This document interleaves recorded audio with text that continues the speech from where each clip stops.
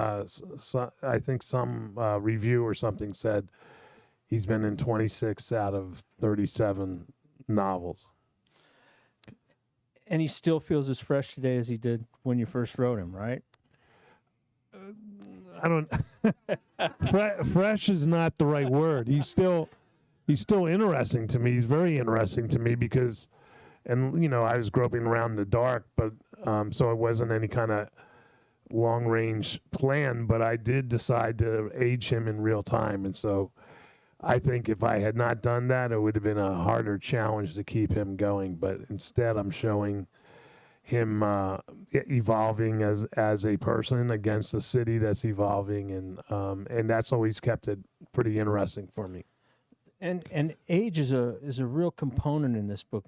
Mortality we were talking about, and you, I think more than maybe any of your other Bosch books, you really see Harry starting to get old in this book, and I'm kind of wondering at what point did you said you were wandering around in the dark, fumbling around in the dark when you started. When did it become a deliberate plan to age him in real time and carry him forward this way? Well, I mean, as soon as they said, do you want another book? I mean, can you do another book back in, I guess, 1993?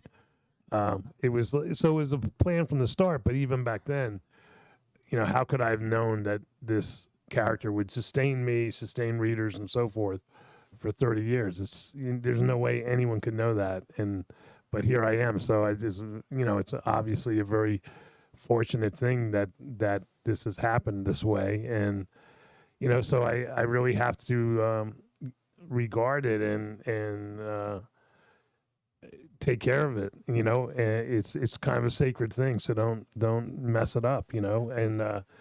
And think about these things like how he would age and what that would do. And part of the challenge is to keep him alive on the page. And I don't mean like alive. I mean, you said, is he still fresh? I mean, how do I keep him going? Because I've said in the books he was born in 1950. So he's 72 years old this year. And I've had the good fortune of things happening. There's an obvious and growing trend in law enforcement that cold case units are becoming more and more voluntary units, and cases are investigated by retired detectives who still feel a sense of mission and give 1 or 2 days a week to go through old cases, look for DNA, look for things that under today's technology they can carry forward and reopen cases. That is a real trend that's been happening in the last 5-6 years, and so that gives me the coin to keep Harry Bosch going, and that's really what this book is about. It's Renee Ballard is a character I've been writing about for maybe 5 years now, and she's a single source inspiration. Like Harry Bosch came from a lot of detectives I met as a newspaper reporter, and but Ballard comes from one detective I know, and she, if you've been reading along, the last book ended with a question for Ballard: where's she going to go? Is she going to continue being a cop, or is she going to? She kind of has an offer from Harry to let's be private eyes together, that kind of thing. And I didn't answer that in the last book, and I didn't know the answer when I wrote that last book. But like about 6 weeks after I finished that book, the detective who inspired Ballard called me up and said, guess what? I got put in charge of the reconstituted cold case unit at LAPD. It had been shuttered about 6 years before. And she said they're rebooting it, and the good news is they put me in charge. The bad news is they're not assigning any other detectives. I have to go out and get volunteers. And so as soon as she told me that, I suddenly knew what the answer to the question was at the end of the book. That's what I would do with Renee. And so she, of course, goes to Harry and kind of baits him with a case that she knows means a lot to him, and it kind of goes from there. So this is the fifth Ballard book then? Sixth? Why are you obsessed with these numbers? I don't. Well, I was actually more obsessed with I'm wondering about the woman you're stalking. Yeah. Yeah, I don't really keep track. I mean, because characters, they mix up, and Bosch and Ballard have been in at least three books that I can remember. So it's all one story to me. So that I never have any good answers on how many of this and how many of that. One of the things that I think drives those books, both Ballard and Bosch, are the rich family characters and the backstories. In fact, when I read Ballard the first time, I thought that the idea of having her live in a tent on the beach was really just compulsive. And then you tell me, no, this is the way it is in the middle of the housing crisis, where she's sleeping on Venice. I think it was Venice Beach, right? Yeah, I mean, she's someone who works through the night, and maybe that might stretch believability a little bit, but it was somewhat based on, again, that same detective. She had a family house that so she had a brick and mortar house she could go to when she wanted to, but she loved to get off work at dawn and go surfing and then sleep in a tent. When you hear, as a writer, when you hear stuff like that, it's like, I don't have to be a creative genius if I surround myself with these interesting people, So, I guess it is like stalking her. I've taken a lot of her life. I mean, I give her the manuscripts to read, to vet before I turn them into the publisher, and she's the one who told me, I had Ballard sleeping in a tent and surfing and all that, and she goes, she really needs a dog to watch her stuff while she's surfing, and so I put a dog in, and that's the kind of help I get from her and so forth. And the other character that, of course, is so integral to these books is Maddie, now grown up and following in her father's footsteps. But you've really, you've built a real character out of her, and I imagine your daughter has some stocking credit to that. Yeah, I mean, Maddie is definitely based on my daughter. They're the same age, went to same schools and things like that. And a lot of the stuff Maddie says or texts to Harry have been texted to me, that kind of stuff. So in a way, she's a single source inspired character, although she's now a cop, and that's not my daughter's experience. So, I took her in a different direction, but this aging everyone in real time and just moving things. The books are basically set in the years they're published. And, I had always had this idea that if I'm around long enough and so forth, and Maddie ages to a point where she has some life experiences, I would like her to be a cop and kind of carry on the mission from her dad. So I'm really kind of moving into a position of being able to do that. So we might see some Maddie Bosch books. Yeah, I hope to write some Maddie-only books, yeah. But today we're here for Desert Star, which was, as I was commenting, that one of the central crimes in this book involves a family of four that is buried in the desert, and that's you kind of took that from a real case, and talked a little bit about the decision making in that and how you do that. It was, yeah, I mean, there's a pretty famous case, probably known out here, the McStay family that just disappeared. There was still like cereal in the bowls in their kitchen, and it was just this big mystery of like how a whole family disappeared, and then that led to all kinds of rumors and all that. And then eventually they were found buried in the desert, and so it became a very horrible case. And I rarely take inspiration from a real case that's been in the media. I usually have detectives tell me about cases that really haven't made a blip on the public radar, but it's big in their lives, and it meant something to him. That's usually where I get an inspirational point. But this one, I don't know, this one really affected me, like a whole family. Why did like the kids have to be murdered? Not that anyone should be murdered, but it was like just an extreme response, especially when it played out. And I don't want to talk about how it played out because I used some of that in the book as well. And you squared against a second case, a kind of serial rape murder case in this book. Yeah, I mean that's where you see Ballard's scheming. See, so she has to put together this team, and she knows about Harry's skills and how good he is at what he does, and relentless he is. So she wants him on the team. So she baits him with this family murder case that he was unable to solve back when he was a cop and had a badge. So it's kind of like the case he left on the table. And she says, "I got the murder books from that case. They're sitting on a desk in our new cold case unit, and that desk has your name on it if you do it. If you want to come in." And of course, he's going to do that because it gives them, a sanction, an official sanction to be back investigating this. He doesn't have a badge or a gun or anything like that, but he does have the approval of the department to be investigating. So it's a offer he can really refuse.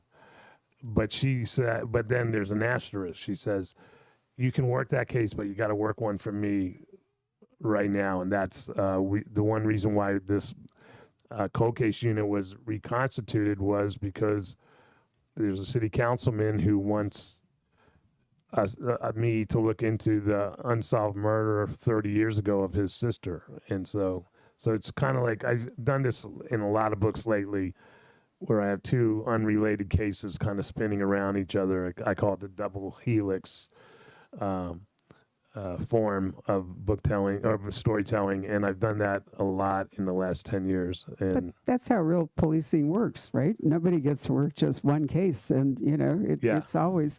I wanted to ask you, when you were talking about the case that might have been that inspired this story, was that case solved? Yeah. Because, and the reason I mention that is that Michael would not have been able to take an open cold case and use it in a book. And there is an author who actually, I won't name the author, many years ago who did that. And it led to a lawsuit on the part of the family of the victims in that case. And it was a big mess. So I'm assuming that because you're so wise and smart and probably have good lawyers, that you were taking a case that actually had been solved. Yeah, but I've done the opposite. I did a book called a while back called The Burning Room. Was based on LA's biggest unsolved case, of which was 13 murders and an arson, and 12 but was of it them. cold? I mean, was it in? Yeah, it was a cold case, and I knew the detectives that were working it, but they had not solved it. So I wrote a book and I solved it, and fictionally, Harry solved it. And then they solved it, and it was very similar to my book.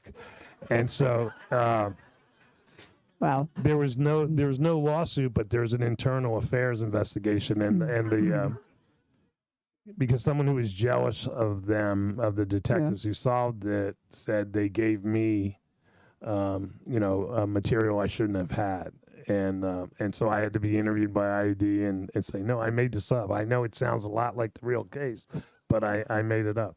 And but no lawsuits. I wanted to get back to your double helix analogy because I'm fascinated by that. And Barbara kind of hit on it, which is the idea that no cop gets to just work a pet case all the time. But I think you've built into that helix Harry's old kind of adage about momentum. And it feels like as you read the book, one of the cases takes precedent and then the other one does. And you feel the momentum as Harry drives through this and as Ballard drives through it.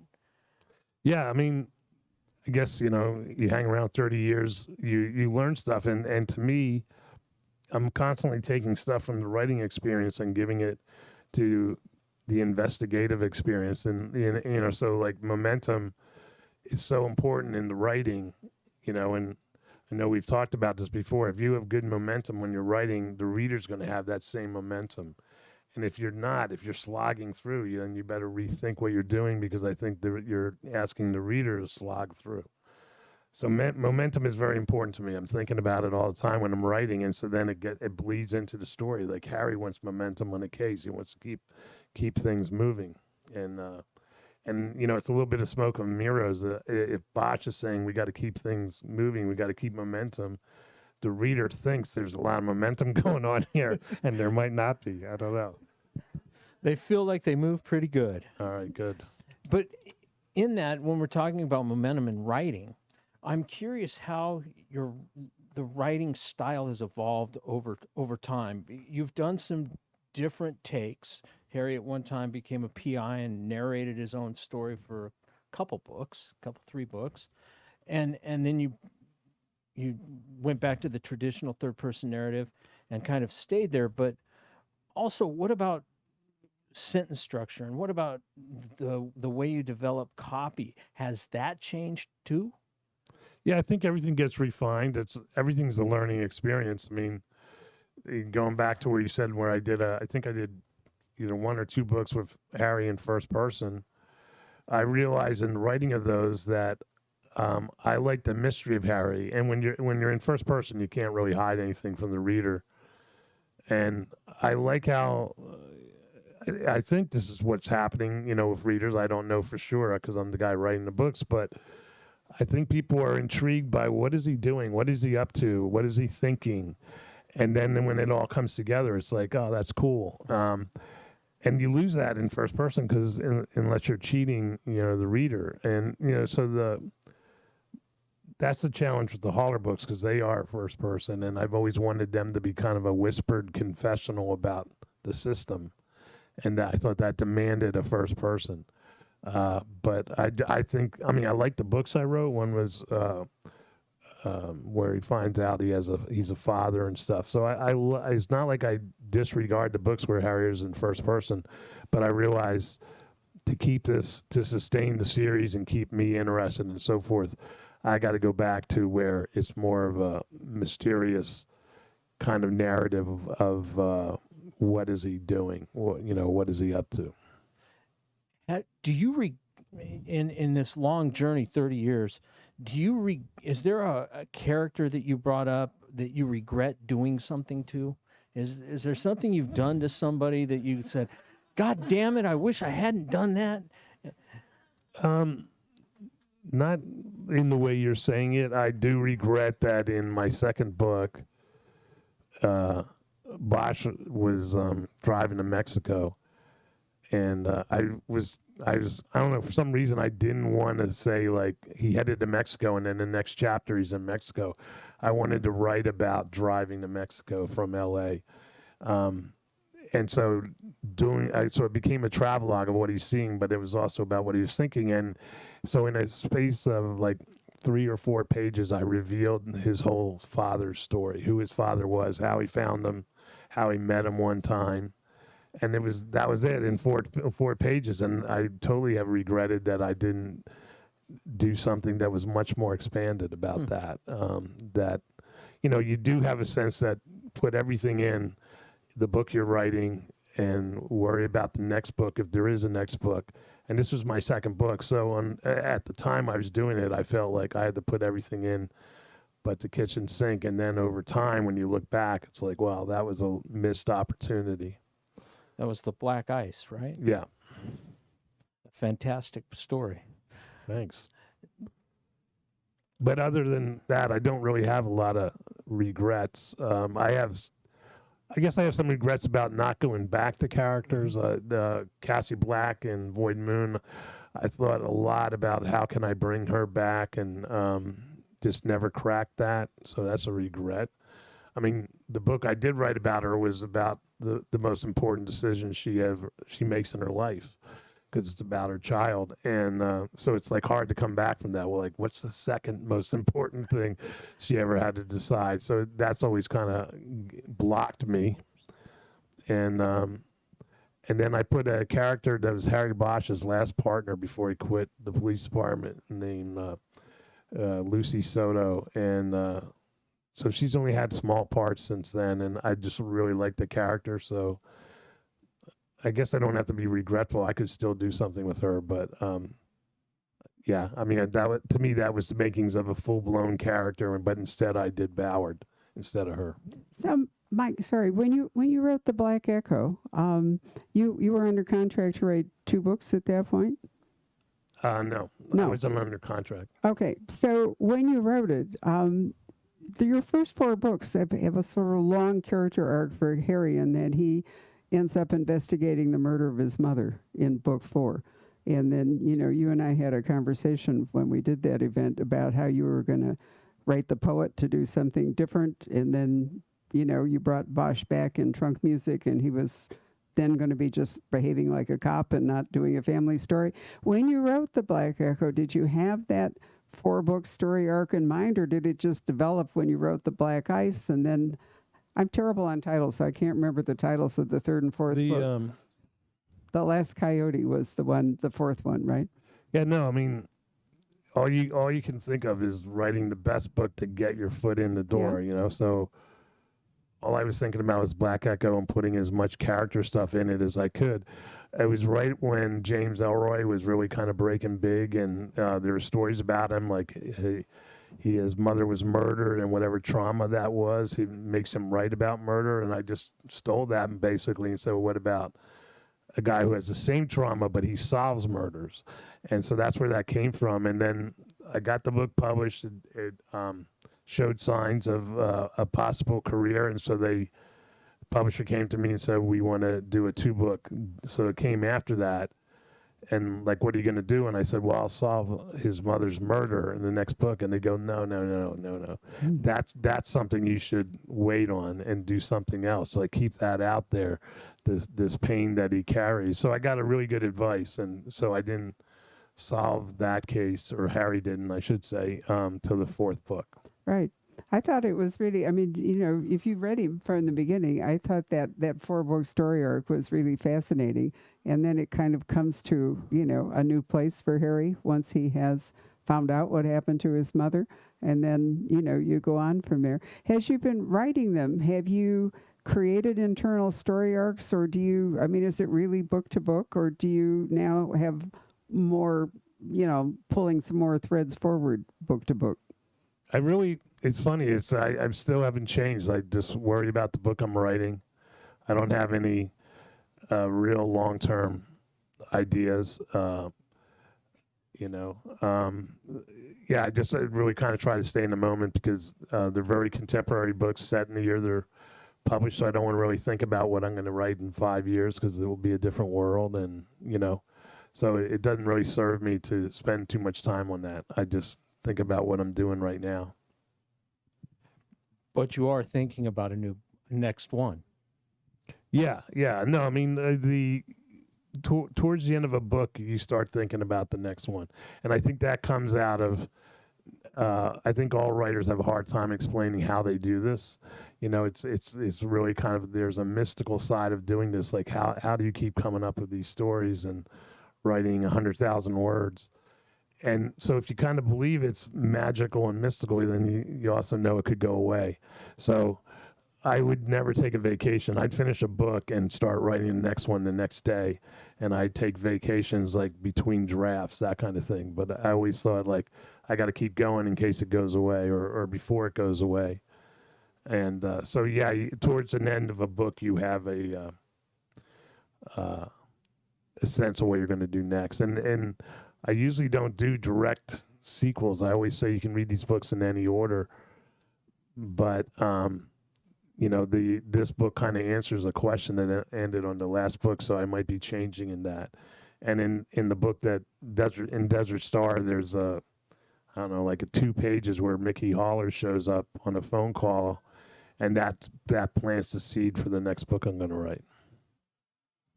So a Mickey Haller Bosch Ballard extravaganza.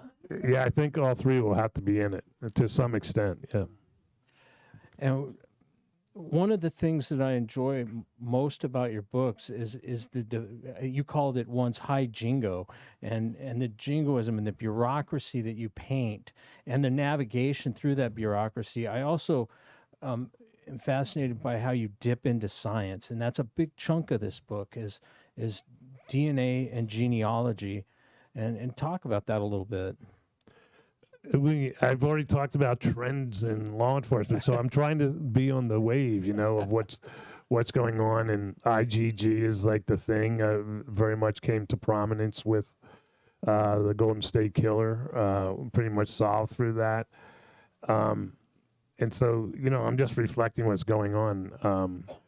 but it does fascinate me. And then I my series about the reporter Jack McAvoy, all those are thematic about some kind of technology being turned against us, turned sideways. For every great advance we make in science and technology, there's somebody out there, figuring out how to turn it against us. And that's a kind of a fascinating thing for me. In this book, you also introduce us to this kind of collection of volunteers, the cops, the people in Ballard's unit. And one of them has a special talent, or at least she thinks she does. And I'm interested in how you bring in a psychic to Harry Bosch's world. Well, I that was a bit of a setup that I think that's something I can use in a bigger way in a book down the line. And I just said I don't think about the future, but so he Ballard brings in someone who's an IgG specialist, and she's now I'm going to forget I can't think of the phrase, but it's a phrase that's only been around for 5 years. It's like something sleuth. Citizen sleuth, yeah. And, I only heard that word, or that phrase, maybe in the last 4 or 5 years. And that's pretty fascinating to me. So she brings in a citizen sleuth who knows how to follow the genetic trail out there on the internet and so forth, and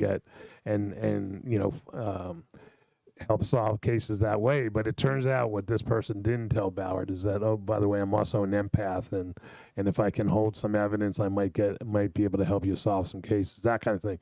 So in this book, it's a very small part, and it's kind of positioned to be humorous because this is very antithetical to Bosch, and Bosch is right across the pod from this person who is citizen sleuth / empath, and so that was a foil in a way, but she is part of the unit, and I do think that she could have an expanded role in the future. Didn't they used to call that the blue sense? I think that's that empathetic thing. It's funny, that's the name of my next book. No, I don't know. I never heard that. The blue sense. All right. And but I could work with that. It's okay. You have my permission. It's All not right. copyrighted. But when she's doing this, Bosch antithetically shows a lot of disdain for it. And do you believe that that's how, assuming your context with police, they wouldn't have much tolerance for that sort of thing? I don't think they would. I'm not discounting it. I'm just saying they would think in terms of they always do this in every case. When we get to court, what is the defense lawyer going to do to us on this or that or that? And Harry voices that opinion in this book. I don't want to work on a case, get it to court, and then they say, how did the psychic solve this or whatever? Just something that will belittle the investigation in the eyes of a jury. And I think that's an issue. But, like you, I covered cops for a long time, and there was a couple stories where psychics called in with stuff and they were dead on, and they were ignored by the police. But then when they solved the case, it was like, hey, remember that weird lady who called? She had it right, that kind of thing. So it's part of the mystery world. So I like it.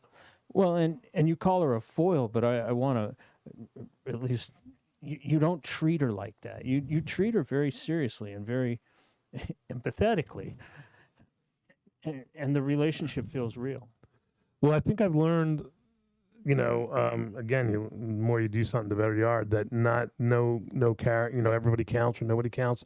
That's the same with characters, and so in my early books, there were some characters that were pretty cardboard thin, and I try not to do that at all with any character. Every character counts, or none of them count, and so I wanted her to be realistic and as you say, possibly have an empathic connection with the reader. I think Hollywood's going to love it. I hope so. I mean, I'd like to see a Ballard show, but I don't have anything to report on that right now. But we ought to talk a little bit about Hollywood because you've done something pretty amazing. You've had the movie, you had the Clint Eastwood movie, you've had the Lincoln Lawyer with Matthew McConaughey, and recently the Netflix series, and of course Bosch. These are real successes. You don't see a lot of books that get treated this way. No, again, I've just been really lucky. I think it's That's all it is, luck, huh? Well, I mean, believe it or not, in Hollywood, a lot of luck is needed, but or a path you take when you could have taken another one, and this one works out. Like with Bosch, I signed up with Amazon to make that show when they had literally only one show, and they were like pretty much laughed at in Hollywood. But I took a flyer on that, and now 9 seasons later, we're still making the show. So that was pretty lucky, I have to say. I mean, but the show's quality it's done very well. It's cast really well. The writers on the show love the character. They don't want to go off and do their own thing. They want to keep it within the bounds of the books. And same thing happened with Lincoln Lawyer, the TV show. So. Again, I just can only say I'm pretty lucky. And the Lincoln Lawyer, the Netflix series, I came at it with some trepidation. I liked the McConaughey character. I liked how he portrayed the character, but it was an amazing series. We were glued to it, my wife and I. And the guy who's playing Mickey Haller has some roots. I mean, they really went out of their way to cast him along the lines of your books. Yeah, I mean, that was really nice. That was obviously a very early decision where they said, let's stick with what's in the book. I think they were smart enough to know we can't get a guy who's a kind of like a McConaughey. They really had to go in a different direction to break the show away from the movie. And one of the choices was, well, in the books, he's Mexican-American, so let's do that. And I was very happy to hear that. How much influence did you have in both the Bosch series and the Lincoln Lawyer series? I think I have more influence in the Bosch show, but it's all about the writing room, and that's where I show up a lot. I'm in the writing room a lot. I don't know a lot about camera angles and all that kind of stuff. I don't go to the sets that much. If I go, I'm there to kind of be a cheerleader so I can tell actors and so forth that they're doing a great job and that kind of thing. But it's not what really is important to me in the making of these. I think being in the writing room is really important. Are you planning to do more Hollywood, less Hollywood? I'm doing less, I think, because both of these shows have really strong showrunners and writing teams and so forth. So I don't feel like I have to be there. It's like I'm not correcting anybody. I'm not saying, Mickey would never do this. I don't have to do any of that. They're really kind of take the characters and books to heart and try to get as close to them as they can. And so once I realize that, I really feel like I can step back and concentrate more on my books. And you didn't always have that experience, right? I think I remember you talking about Blood Work being, you had Clint Eastwood, megastar, playing this character that you created, but it didn't feel good. No, on both the movies, and I feel like one was good and one was okay, or maybe not even okay, but I didn't really have anything to do with either one of them. That's the way the movies are. The writer is kind of seen as a threat. Prima donna? No, more like it's a director's medium, and so they don't want the director doesn't want the writer around. TV is a writer's medium. The directors do what the writers tell them in TV, and so obviously my experiences are going to be better in that regard. And I did the movies that Clint Eastwood is a big factor in me wanting to be a writer. His Dirty Harry stuff was very influential. So it was a great thing to have him make the movie. I wish they had made the story that was in the book, but they went in a different direction. And that's kind of what I mean about the shows being lucky. They don't want to go in another direction. They don't want to show you how smart they are and going in a different direction. They want to stick with what works in the books and the characters that are in the books.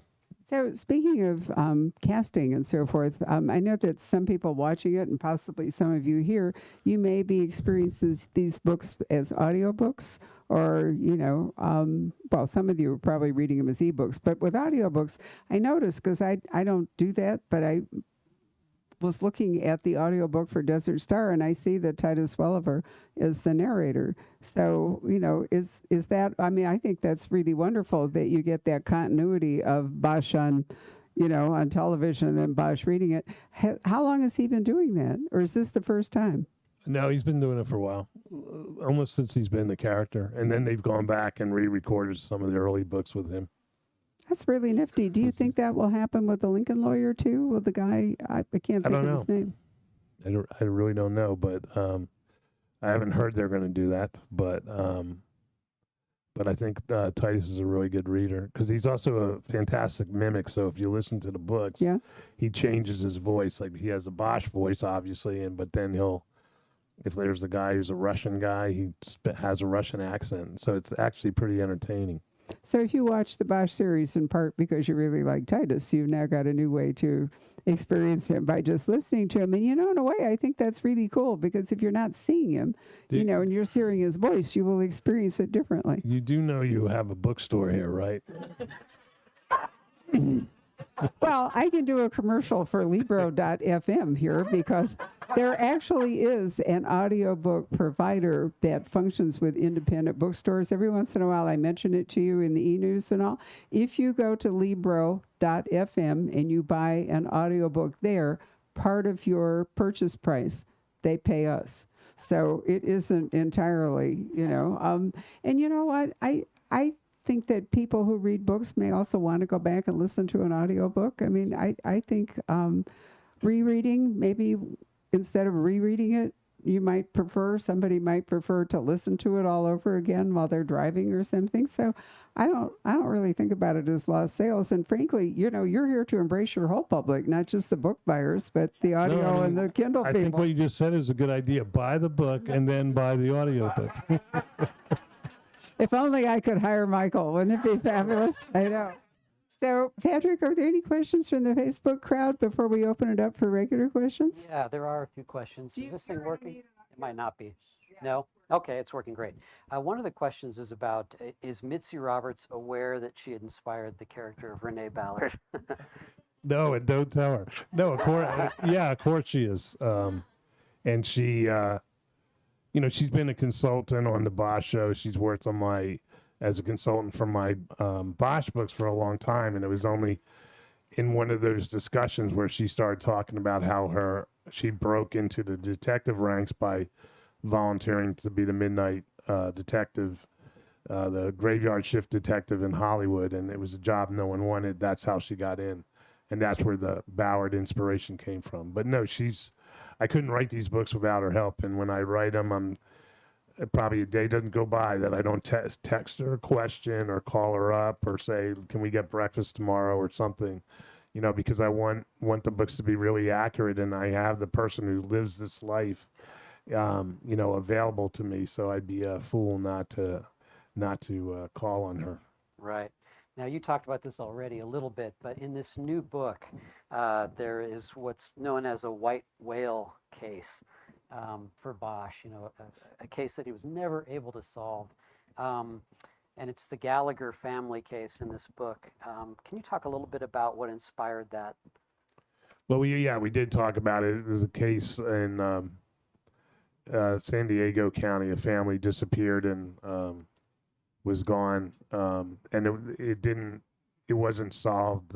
It was solved a lot faster than it is in this book, but eventually, and I don't remember the details of how they tracked it to. I think it was an unintentional discovery of a grave site out in the desert, and the family had been there. And the white whale part of it was part of the way Ballard knew to kind of convince Harry to jump on board with her in this new enterprise of the cold case unit.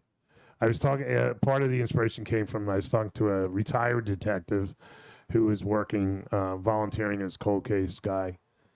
And he said this thing about most of my regrets are for things I didn't do in my life, not things I did do. And that's where, unsolved cases, the things I didn't do, I didn't solve that one. Those are the biggest regrets of my life. And that really kind of played a part in doing this story.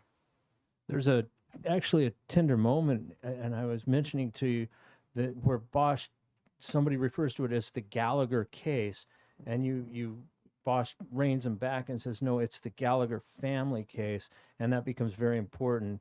And I'm wondering if you had a conversation with an officer about that phraseology, or if it just felt right. No, I think that was part of the Bosch character. Like, he never had a family, so when he sees a family destroyed like this, it somehow means more to him. It's like the ideal that he probably grew up wishing that he had, kind of like snatched away. So I think that's why he was very reverent about it and didn't cut it down to just the Gallagher case. It was the Gallagher family case to him. This may sound off point, but it actually isn't. We did an event this weekend, and the author Daniel Pink, who is a nonfiction writer, has written a book called The Power of Regret. And he gave a really phenomenal speech to the Arizona Women's Board, the raising funds for kidney research. And the point in his book is that as people grow older and look back, you can learn to forgive yourself for the things that you did that you wish you hadn't, but you can never get past regret for the things you didn't do. And he had a wonderful example of a guy who met some woman on a train, and to the end of his life, he let her go, and he didn't get off the train and follow her, and he never knew how that story would go. So I had Daniel autograph copies. I am going to sell books right here. I had Daniel autograph copies of it for us, but I do think, that as we're coming out of the pandemic and we've had losses, or, life has changed and all, I think that that's a really powerful thing, Mike, to think about, the power of regret. What is it that you didn't choose to do can be much more devastating than the things that you did choose, even if they went wrong. You'll never know how those stories went. So don't you think that's really, Harry just can't stand the idea that, he will always regret it if he doesn't try to find out what happened to this family?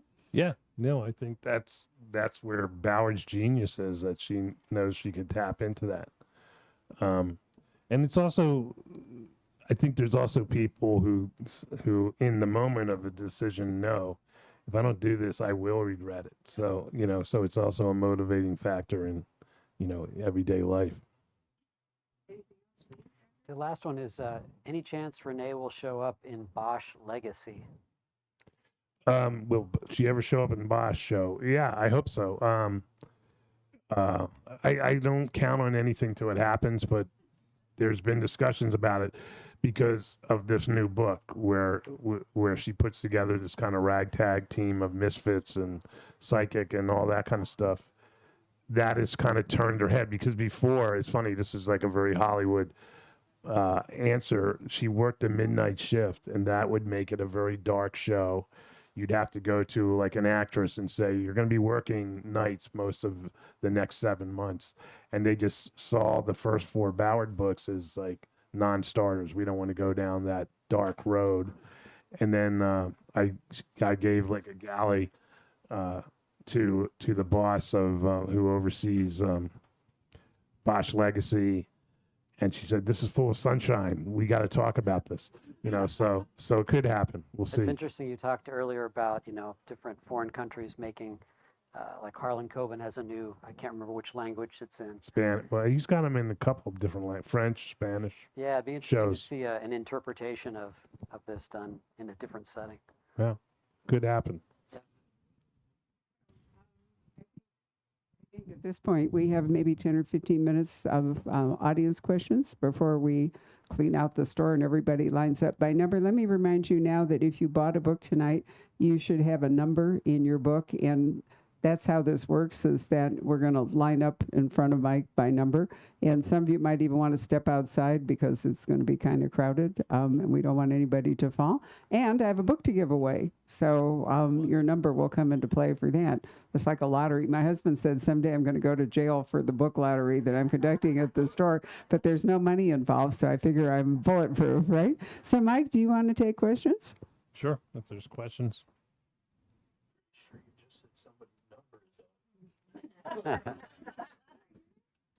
Yep.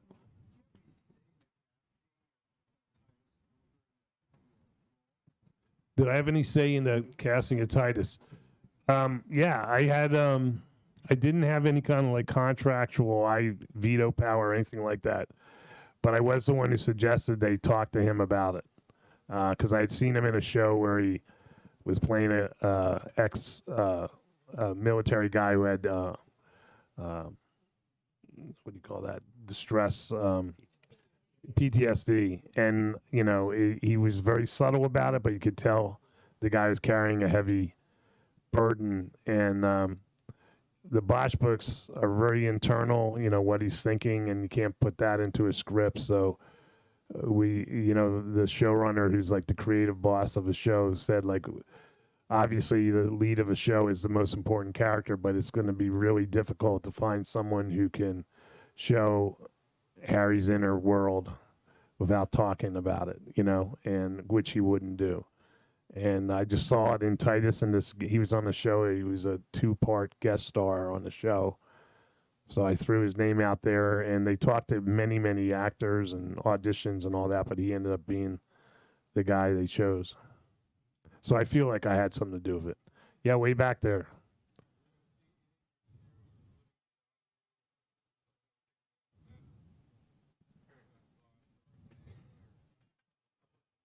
Well, that's a morbid thought.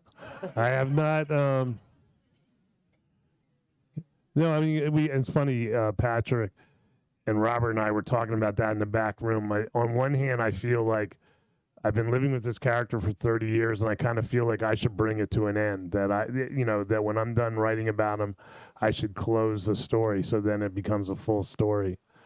And then, you know, I think, well, maybe my daughter will want to be in charge of this, you know, and after I'm gone, I'll talk to her about it, but I would prefer not doing that. I hope I do kind of close this story, the Harry Bosch story, by the time I'm done. Christina, did you have a question up here, Mike? Thank you. You Hey. mentioned your daughter and the Maddie connection. How much did she share with you in terms of when you're writing Maddie's character, and then what did she think about the idea for Maddie's book? She asked about the connection to Maddie with my daughter as an inspirational point and what she thinks and so forth. I think she's 25 years old, so she kind of acts cool about everything. But I think she likes the idea that there's a literary character that's very much based on her, and I think she recognizes some of the things that we've talked about when they're in the books. I do remember way back when she was only 5 years old, and we were driving down the street, and she's in the back seat in her car seat, and you know, looking at what we're passing, and she said, "Do you think the Burger King and the Dairy Queen are married?" And in the first Maddie book, she says that, and then I realized, you know, this is going to be a good thing having a research subject living under the same roof. So I think she likes it, but she plays it cool as a 25-year-old LA kid would. Any Bosch series coming up this year? We're just about to film the last episode of the next season, so I think we're going to stay on that May cycle. So we had the show come out in May. I don't know if you saw that one, but we'll have the next one, I think, in May. And didn't you just announce that season 2 of the Howler series is coming? Yeah, season 2 of Lincoln Lawyer started filming on last Monday. So that's coming along too. Yes.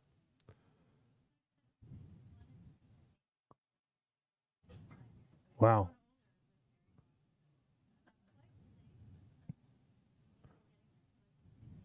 Thank you.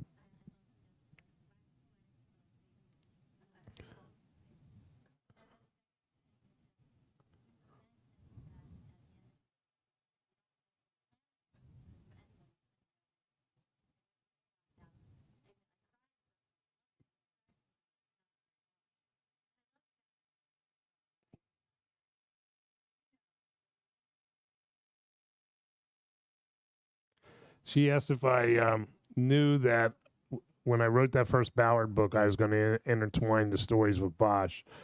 And when I was writing the first Ballard book, I did not. I was thinking this might be a one-off, but then I realized that she could keep Harry Bosch alive by bringing into a book what he can't do. He's no longer a cop and so forth. So the idea of pairing them in a way, I knew was a way of keeping Harry Bosch going. And that's really what I'm about, keeping Harry Bosch going. So I love all these other characters, but, you know, I started with Harry and hopefully we'll end with Harry. And so I just have to find ways of realistically keeping that going. And, you know, Ballard and this recent trend of using retired detectives on cold case units, those things have combined to make me feel that I can probably write about him till I'm finished writing. So that's a good thing. Yep.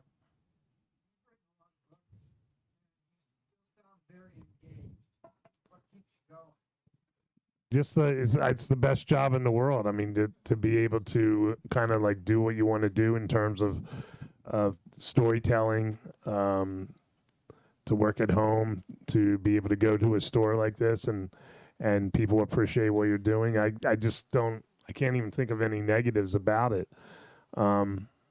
So as I said before, you gotta treat it as something sacred and take care of it and respect it, you know, and never mail it in. And you know, so that's what my goal is as a writer. Dude, I can't believe you don't want to still be in a newsroom, sitting down behind a computer in a cubicle. I take care of all my needs for journalism by doing these podcasts every now and then. So, yeah. I was just going to ask. After.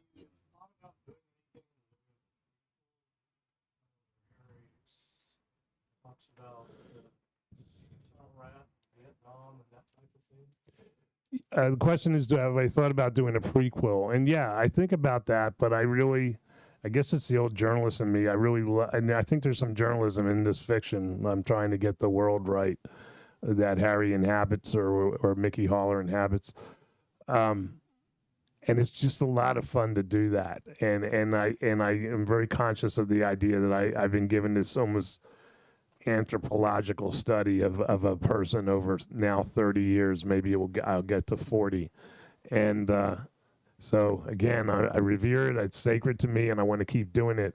But if I do reach a point that it doesn't become believable anymore that Harry can do this, then I am gathering string to, you know what that means, right? It's a journalist word. I've been collecting ideas and thoughts and reading books about doing that kind of story, either Harry in Vietnam or Harry as a rookie cop. And when Harry would be a rookie cop was a very interesting time in L.A. with Patty Hearst, SLA, shootouts. There's a lot of stuff that happened in the first couple of years he was on the job. So that's probably more interesting to me. But it could include the Vietnam stuff because it would be very fresh. It would only be a few years before that he had those experiences. So maybe it's one book that covers it all. But I think eventually I'll get to that. He had a question, right? Well, I was just going to ask you about, indulge me with this, but you've told a story, I heard a story about an experience that you had with your dad driving that had a profound influence on you as a young man. And most of these people probably have not heard it. Do you mind? I don't know if I've heard it. Oh, Give me. you know what I'm talking about? No. Okay, all right. So you saw a gentleman running. Oh, I wasn't with my dad. Oh, Okay. I've I was by already myself. created No, yeah, when I was 16, I worked as a dishwasher at a resort in Fort Lauderdale. And I was driving home around midnight, and I saw a guy running, but he wasn't like a jogger. He was wearing jeans and like a lumberjack type shirt. And as he's running, he takes off the shirt, wraps it around something, and sticks it in a hedge. And I'm sitting at a red light, and I see this happening, and I was very curious, like, what was that? And so when the light turned green and that guy kept running, I went over to the hedge and I pulled out his shirt and it was wrapped around a gun. And so then I called my dad from a payphone because this happened in 1973. And I told him what happened, and he goes, well, the guy probably just did something. And then while I'm talking to my dad, I see all these blue lights and cop cars. So luckily I didn't keep the gun. I wasn't holding a gun I put it back in the hedge. It was the first time I had ever held a gun in my life. And so he said, flag him down, tell him what you did, what you saw and all that. And so I spent a night in the police station, describing the guy, looking at some lineups of people they picked up. And so that was like, that didn't happen, that split second where I saw the guy do it. I probably wouldn't be sitting here, because I think that got me interested in cops and detectives and true crime. First started with true. Well, I kept reading. What happened was the guy just shot somebody. They didn't use the phrase back then, but it was a carjacking gone wrong. He tried to steal this guy's car. He wouldn't give up his car. And he shot him. And so I started reading the paper, the crime stories in the paper, to see if they ever arrested someone. And then that led me to true crime books, and then that led me to crime fiction, and so here I am. So it had to have happened. Mike, there's Somebody- two over here, and then probably Yep. we're going to have to stop. That's actually what I was going to ask about originally going from writing fiction. What was kind of the inspiration or decision? He was talking about the inspiration or the decision to go from being a journalist to doing the crime fiction. It was actually the opposite. So that experience I just talked about led me to reading crime fiction, and I finally came to a point where I said, I want to try to do this. And so it was in counseling with my parents about, I told them, and it's a pretty long shot idea for like a 19-year-old to say, yeah, I want to write crime fiction. And so my father suggested this was when I was in college, that I change my major to journalism. And then, if you get a press pass, you can cover the cops and you can cover courts, and you can immerse yourself in the world you hope to write about. And maybe you'll find inspiration, maybe you'll find knowledge and so forth that will help you do that. So it was a really good scheme or plan from my father that worked out. So all along when I was a journalist, to me it was like a hopeful means to an end. So from day one, my first day as a reporter, I already had the idea that I hope this leads me down the path to writing crime fiction. Your question, sir? The characters Crate and Barrel, are they inspired by some true people that you've come across in your experiences, or kind of picked that along the way? He's asking where Crate and Barrel come from, and I mean, it's interesting because again, this comes when there's a guy named Eric Overmeyer who's the boss of the Bosch show. He's the creative boss. He's called the showrunner, and he's been on the show since the beginning, since it was just him and me talking about how do we do this. And he said, your books are pretty dark, and that's not going to work in TV. So we got to spread the storytelling out. Your books are almost carried completely through Harry Bosch's eyes. We can't do that. So we're going to take some of these cardboard thin characters and give them life. So we're going to follow them, and we're going to give the guy who plays Harry Bosch some time off, some days off, so we don't kill him. And but he said a key thing is going to be humor, and so he was already pretty good personal friends with the guy who plays Barrel. And he says, I'm going to bring in a couple of detectives, and we're going to use them as humor. They'll just be interesting guys. And I said, well, and I looked at Barrel. I looked him up on IMDb and saw he was kind of round. And so I went back to Eric, and I said, in one of my books, there was a team of internal affairs detectives that people derided and called them Crate and Barrel. And he said, okay, that's great. We're going to use that. And so that's how the Crate and Barrel were born. And Eric is very possessive of those characters. So, like, even though his name is not on every script, he writes all their dialogue all through the 9 seasons, and all the banter about the movies and all that stuff.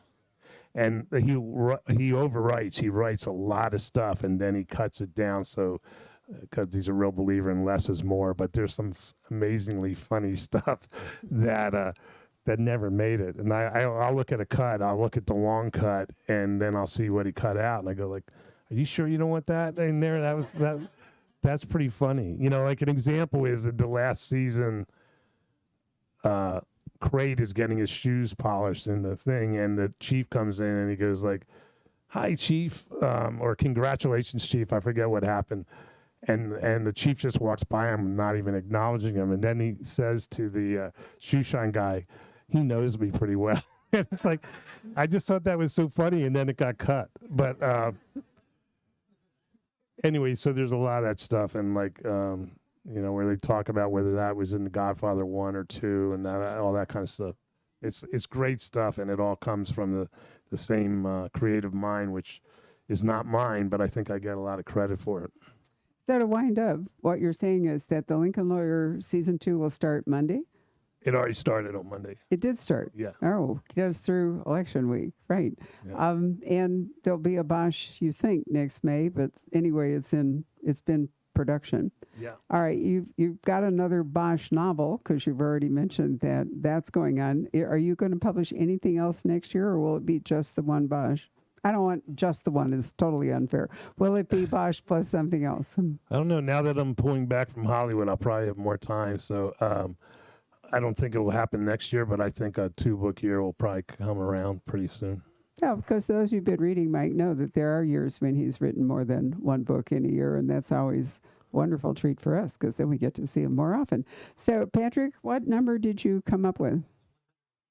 Okay, wow, 103 tickets. Thank you very much. That's a lot of books, Mike. We actually did sell some. Yay. Is that the raffle winner? Yeah, well, you're going to get to pick the number out of the 103. Okay. So the book I'm going to give away was the author that came last night on election night, and I thought least we could do would be to give away a free copy of her book tonight for those of you who missed it. It's called Secluded Cabin Sleep 6 by Lisa Unger, a very good author who actually I learned last night, started out as a book publicist.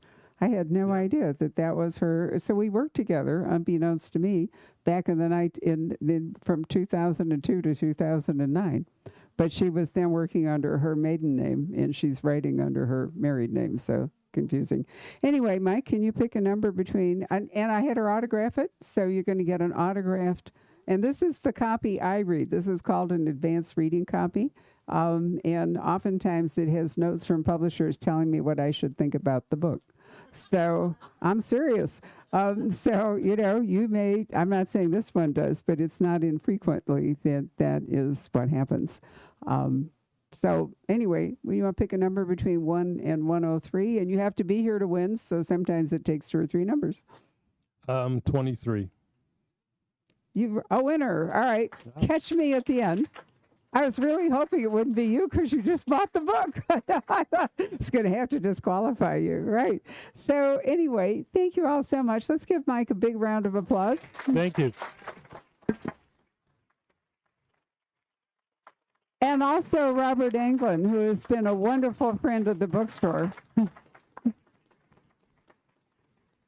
And I really hope the role of investigative reporter is not going to evaporate. But Robert also, I keep hoping, is actually going to write a book because he's been thinking about it. So if his role as investigative reporter evaporates, I have a fallback plan, which I love. So what I'd like you to do, those of you who have maybe numbers 1 through 20, kind of muscle up here. And if the rest of you might even be happier to move out in the parking